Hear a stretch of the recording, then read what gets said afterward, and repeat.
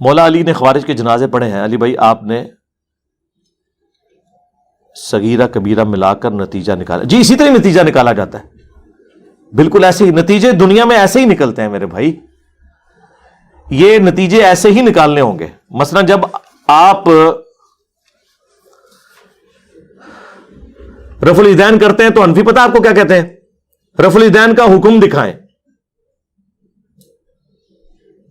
تو رفع الیدین کا حکم تو آپ پھر قیامت تک ڈھونڈتے رہیں گے کہ نبی الاسلام نے فرمایا ہو کہ نماز شروع کرو تو رفع الیدین کرو, رکوع میں جاؤ تو رفع الیدین کرو. لیکن ہم کہتے ہیں حکم موجود ہے. کہتے ہیں کہاں؟ میں نے کہا بخاری مسلم میں, کہ صحیح بخاری صحیح مسلم دونوں میں ہے کہ حضرت مالک بن حویرث رضی اللہ تعالیٰ عنہ وہ کہتے ہیں ہم چند نوجوان تھے, غزوہ تبوک کے موقع پر مسلمان ہوئے, نبی الاسلام کی خدمت میں 20 دن تک رہے, یعنی حضور کی وفات سے آلموسٹ 1.25 سال پہلے. اور پھر جب حضور نے دیکھا کہ ہم گھر والوں کے لیے اداس ہو گئے ہیں تو نبی علیہ السلام نے خود ہی فرمایا کہ اب واپس گھروں کو چلے جاؤ, جب نماز کا ٹائم ہو تو ایک بندہ اذان دے, اور جو تم میں قرآن زیادہ جانتا ہے, عمر میں بڑا ہے, وہ تمہاری امامت کروائے. اور سلو کما رأیتمونی اصلی, اور دیکھنا نماز اس طرح پڑھنا جس طرح مجھے نماز پڑھتے ہوئے دیکھتے ہو. ٹھیک ہو گیا, یہ جنرل رول ہو گیا, نماز اس طرح پڑھنا جس طرح مجھے نماز پڑھتے ہوئے دیکھتے ہو. اور بخاری مسلم دونوں میں حدیث ہے کہ اللہ نے مجھے جوامع کلمات کے ساتھ بھیجا ہے, میں بات مختصر کرتا ہوں اور مفہوم گہرا ہوتا ہے. سرکار کیا گہرا مفہوم ہے اس حدیث میں جو بخاری مسلم دونوں میں ہے, انما الاعمال بالنیات, اعمال کا دار و مدار تو صرف نیتوں کے اوپر ہے. مختصر, تو یہ بھی مختصر جملہ تھا, سلو کما رأیتمونی اصلی, نماز اس طرح پڑھنا جس طرح مجھے نماز پڑھتے ہوئے دیکھتے ہو. اب حضور کو مجھے بتائیں یہ کہنے کی ضرورت ہے کہ نماز شروع کرتے وقت ہاتھ اٹھانا, ہاتھ اس طرح باندھنا یا چھوڑنا, یا رکوع اس طریقے سے کرنا, سجدہ, یہ بتانے کی ضرورت تھی؟ جب ایک جملہ بول دیا. ہاں اب ہماری یہ ضرورت ہے کہ ہم مالک بن حویرث کی نماز دیکھیں کیسی تھی. یہی ہے نا یہ جو کہہ رہے ہیں نا آپ, صغیرہ کبیرہ جوڑ کے نتیجہ کرالریز بنا کے, جی اسی طرح کرالریز سے ہی نتیجہ نکلتا ہے. پورا دین, اس کے عقیدے, اس کے احکام و مسائل اسی طریقے سے ہی نکلتے ہیں. تو مالک بن حویرث کی حدیث بخاری مسلم دونوں میں ہے کہ جب وہ نماز شروع کرتے تو دونوں ہاتھوں کو اٹھاتے. بخاری میں تو اٹھانے کا ذکر ہے, مسلم میں ہے کہ کانوں تک اٹھاتے, یعنی انگلیاں کانوں کی سیدھ میں اور ہتھیلیاں کندھوں کی سیدھ میں, اور رکوع میں جاتے وقت بھی اور رکوع سے اٹھتے وقت بھی. اور بلکہ بخاری میں تو جلسہ استراحت کا بھی ذکر ہے کہ مالک بن حویرث اس وقت تک تاک رکعتوں میں قیام کی طرف نہیں جاتے تھے جب تک کہ بیٹھ کے اٹھ نہ جائیں. یعنی پہلی رکعت پڑھی نا تو 2 سجدے کر کے بیٹھتے تھے اور پھر سہارا لے کے کھڑے ہوتے تھے دوسری رکعت کے لیے. تو اب کوئی کہ جی آپ یہ جوڑ رہے ہیں تو اس طرح ہی نا میرے بھائی, ویسے تو آپ بڑی رٹ لگاتے ہو فیک فیک فیک. او جی وہ فقہا ہوتے ہیں, مجتہد ہوتے ہیں, جن کے سامنے ساری احادیث ہوتی ہیں, پھر وہ ایک رزلٹ نکالتے ہیں. ادھر جو ساری حدیث ہے جو غلط رزلٹ کٹ رہے ہوتے ہیں وہ مان لیندے ہو, اور جو بندہ ساری آیات اور احادیث سے صحیح رزلٹ نکال کے بتا رہا ہے, جو ایک ان پڑھ کو بھی سمجھ آ جائے اور ایک پڑھے لکھے کو بھی سمجھ آ جائے, اس کو کہتے ہیں آپ نکال رہے کیوں ہیں. تو سرکار یہ جو خوارج کے جنازوں والی بات ہے یہ میں نے اسی طریقے سے ہی بتائی جائے گی. ویسے میں آپ سے کہوں کہ جی 1 لاکھ صحابہ ہیں, تو جب وہ فوت ہوئے تھے ان کے جنازے ہوئے تھے تو آپ فوراً کہ ہاں, میں کہا جی دسو گڑوانا شروع کرو. حضرت ابوبکر تو شروع ہو جاؤ, 1 لاکھ کی گنتی پوری کرو کہ کس ٹائم کن جنازہ پڑھایا سی, تو ٹائم قیامت تک جائے. ابھی تو میں آپ سے پوچھوں گا کہ بھئی جب نبی علیہ السلام بیمار تھے تو حضرت ابوبکر نے جو نمازیں پڑھائی ہیں مصلی پہ کھڑے ہو کے, اس سے پہلے وضو کیا تھا کہ نہیں؟ آپ کہیں گے جی کیا ہوگا, مطلب یہ کوئی پوچھنے والی بات ہے. میں کہا نہیں, دکھاؤ کتنے لکھا ہے. تو کوئی نہیں, ہوتے جیسے نماز پڑھانے کا ذکر ہے. اور پوری زندگی جو صحابہ کرام نے نمازیں پڑھی وہ وضو کے ساتھ پڑھی. جی وضو کے بغیر تو نماز نہیں ہوتی ہے, قرآن میں بھی حکم آیا ہے. نہیں نہیں سرکار یہ آپ جوڑ رہے کیوں ہیں, آپ اسپیسیفک بتائیں کہ اس نماز سے پہلے وضو کیا تھا کہ نہیں. اب آ جائیں آپ اس طرف, سورۃ البقرہ کے آغاز میں اللہ تعالیٰ نے 3 کیٹیگریز بتائی ہیں انسانیت کی. نمبر 1 اہل ایمان، نمبر 2 اہل کفار، اور نمبر 3 منافقین. چوتھی کوئی کیٹیگری نہیں ہے.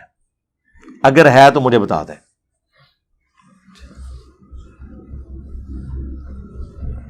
جہاں تک منافقین کا تعلق ہے تو یہ صرف نبی علیہ السلام کی وحی کے اوپر موقوف ہے کہ آپ کسی کو بتا دیں تو آپ بتا سکتے ہیں. حضور کے بعد کوئی بندہ بتا نہیں سکتا کسی کے بارے میں کہ وہ منافق ہے یا نہیں. آج کی ڈیٹ میں صرف 2 کیٹیگریز ہی باقی ہیں، کافر اور مسلم. اب خوارج جو تھے وہ کون تھے؟ حضرت علی کے فوجی. حضرت علی سے ان کا اختلاف کیا ہوا تھا کہ آپ نے معاویہ کے ساتھ صلح کرنے کے لیے کیوں آمادگی ظاہر کی ہے تحکیم کے ایشو میں. حضرت علی کی محبت میں حضرت علی سے وہ اختلاف کر رہے تھے. کیا وہ کافر تھے؟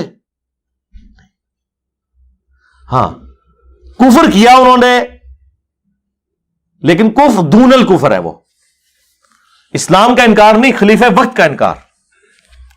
تو سرکار وہ خلیفہ وقت کی بغاوت جو ہے وہ صرف خوارج نے تو نہیں کی ہے، اہل جمل اور اہل صفین نے بھی کی ہے.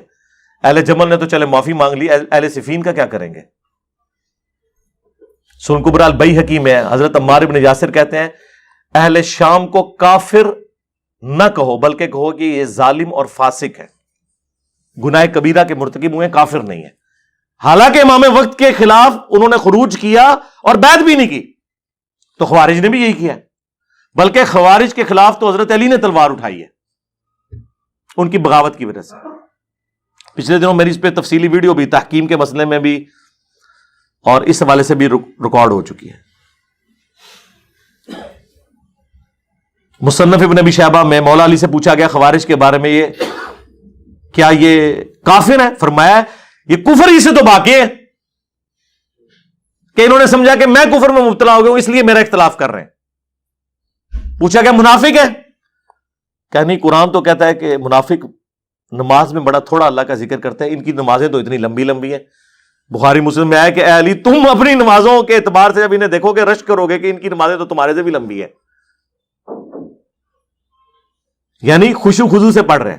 لمبی نماز کوئی منافق اور کافر نہیں پڑھ سکتا، وہی پڑھتا ہے جو دل سے اللہ کو یاد کرتا ہے. اس لیے قرآن نے اسے دلیل بنایا کہ منافق جو ہے نا وہ نماز میں بڑا تھوڑا ذکر کرتے ہیں، فوراً ٹھونگے مار کے چلے جاتے ہیں. حضرت علی کہہ رہے ہیں نہ کافر نہ منافق. تو اب مجھے بتائیں، جو نہ کافر ہو نہ منافق ہو تو پیچھے کیا بچتا ہے؟ وہ مسلمان.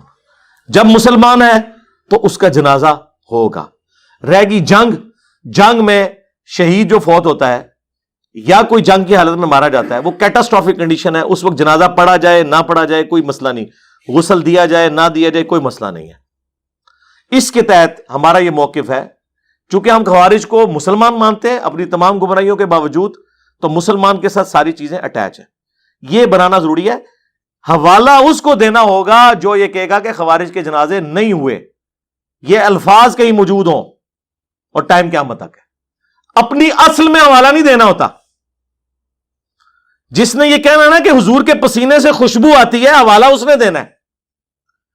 پسینے میں سے خوشبو نہیں آتی یا بدبو آتی ہے اس کو حوالے کی ضرورت نہیں ہے.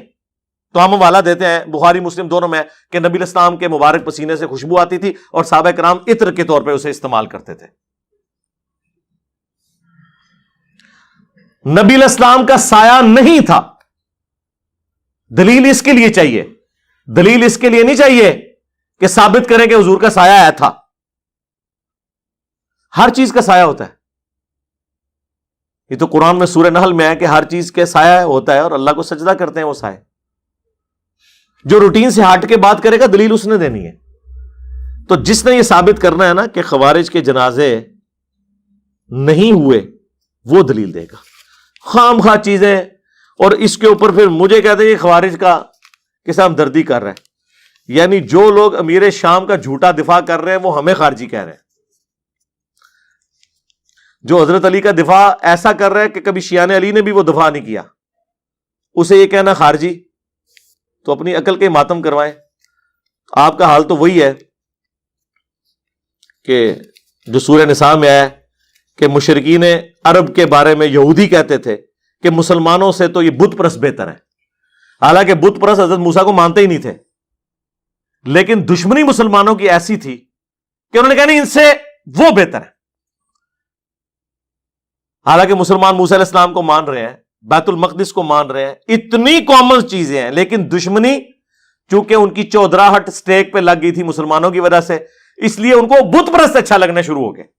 آج بھی پریکٹیکلی آپ دیکھ لیں، اہل حدیث ہم سے زیادہ ان کے ساتھ پینگے بڑھائے ہوئے ہیں جنہیں وہ مشرک اور کافر کہتے تھے، ان کی تعریفیں کرتے ہیں، ان کے پل باندھتے ہیں، اور ان کی ویڈیوز اپنے پیجز کے اوپر شیئر کرواتے ہیں، اور ان کی ویڈیوز وہ شیئر کرواتے ہیں۔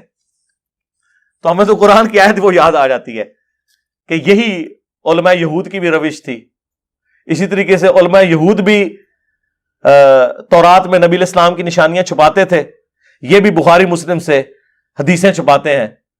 2812 تقتلہ الفئۃ الباغیہ یدعوہم الی اللہ ویدعونہ الی النار ویح عمار، اے افسوس عمار، تجھے ایک باغی جماعت قتل کرے گی، تو انہیں اللہ اور جنت کی طرف بلائے گا، وہ جماعت جہنم کی طرف بلائے گی۔ نہ صرف یہ چھپاتے ہیں ان حدیثوں کو، بلکہ کہتے ہیں حدیثیں بیان کرنا حرام ہے۔ دیکھیں سیم اینالوجی بن رہی ہے، یہ بھی میں نے وہ کہتے ہیں نا جوڑتے ہیں، جوڑ کے بھی رزلٹ نکلتا جائے، جوڑ کے ہی نکلتا ہے۔ جب تسی کہو گے نا ایاک نعبد و ایاک نستعین، تو آگے سے وہ کہتے ہیں یہ کہاں لکھا ہوا ہے کہ یا علی مدد نہیں کہنا؟ تو آپ کہتے ہیں یار اس کا مطلب، وہ کہتے ہیں اب یہ تو آپ کہیں سے نہیں نکال سکتے انہی الفاظ کے ساتھ۔ تو دین کا ہر مسئلہ اسی طریقے سے ثابت ہوتا ہے، ٹھیک ہے۔ دنیا میں مسلمانوں کے جتنے بھی فرقے ہیں، ہر فرقہ الگ طریقے سے نماز کیوں پڑھتا ہے، جبکہ نبی علیہ السلام نے اپنی زندگی میں، ظاہر ہے یہ فرقہ واریت کی وجہ سے ہوا ہے نا جی، الگ طریقے سے، لیکن بیسک سٹرکچر ایک ہی ہے۔ میں نے 12 یہ عرض کیا ہے، الگ طریقوں سے اس کی جزیات میں فرق ہے۔ دنیا میں بھی آپ دیکھیں 10 بندے بیٹھے ہوئے ہوں، ان میں سے کوئی نابینا ہو، کسی کا ہاتھ ٹوٹا ہوا ہو، کسی کا پاؤں ٹوٹا ہوا ہو، کوئی گونگا ہو، کوئی بہرا ہو، لیکن ساروں کو انسان بولا جاتا ہے۔ البتہ ساتھ یہ کہا جاتا ہے کہ انسان تو ہے لیکن نابینا ہے، یہ انسان ہے لیکن لنگڑا ہے، یہ انسان تو ہے لیکن بہر ہے، لیکن یہ تو نہیں کہا جاتا کہ بہر ہونے کی وجہ سے وہ انسان ہی نہیں ہے۔ اس طرح بیسک سٹرکچر دنیا کے ہر فرقے کی نماز کی ایک ہے۔ ہر فرقہ 17 رکعتیں مانتا ہے، دن رات کی فرض، 2 فجر کی، 4 ظہر، 4 عصر، 3 مغرب، 4 عشاء۔ ہر فرقے والا نماز میں اللہ اکبر کہہ کے نماز شروع کرتا ہے، قیام کے بعد رکوع کے بعد کھڑے ہو کے پھر 2 سجدے، 2 سجدوں کے درمیان بیٹھنا، 2 رکعتوں میں بیٹھنا، 2 رکعتیں پڑھنے کے بعد اور 4 رکعتیں پڑھ کے سلام پھیر دینا، یا مغرب کے کیس میں 3 کے بعد سلام پھیر دینا، یا فجر کے کیس میں 2 کے بعد سلام پھیر دینا، یہ سب کے اندر کامن ہے۔ تو بیسک سٹرکچر ایک ہے، اور اس کی برکت ہے کہ ایک فرقہ دوسرے کے پیچھے نماز پڑھ سکتا ہے۔ ورنہ مجھے بتائیں اگر قیام کے بعد شیعہ ڈائریکٹ سجدہ کرتے ہوتے اور سنی رکوع کرتے ہوتے تو سنی شیعہ ایک دوسرے کے پیچھے نماز پڑھ سکتے تھے؟